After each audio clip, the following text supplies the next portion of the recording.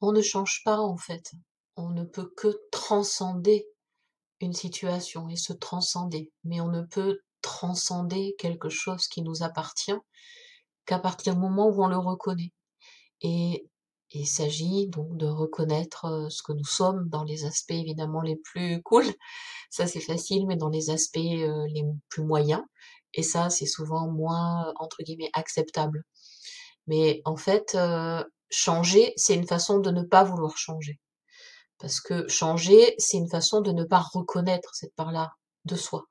Alors que il convient de, de valider le fait de pouvoir être ça, de se laisser en fait être ça, mais au même moment, alors je sais pas une fraction de seconde, juste avant ou juste après, de pouvoir, comme finalement, véritablement choisir non pas de changer, mais d'explorer ou d'expérimenter une autre version, une autre façon d'être.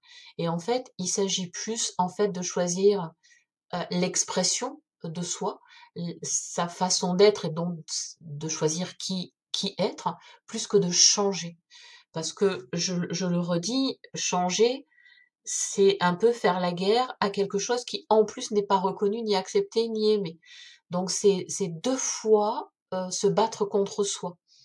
Et, et dans ce cas-là, celui qui gagne, c'est la partie qui résiste et la partie qui est masquée par ce désir de vouloir le changer, mais en fait, ça la renforce.